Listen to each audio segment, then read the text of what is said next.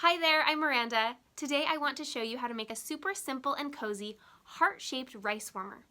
This is a great beginner sewing project and uses a lot of materials that you probably already have on hand. This fabric warmer is filled with dry rice that you can heat in the microwave, making it a portable and reusable heating pad.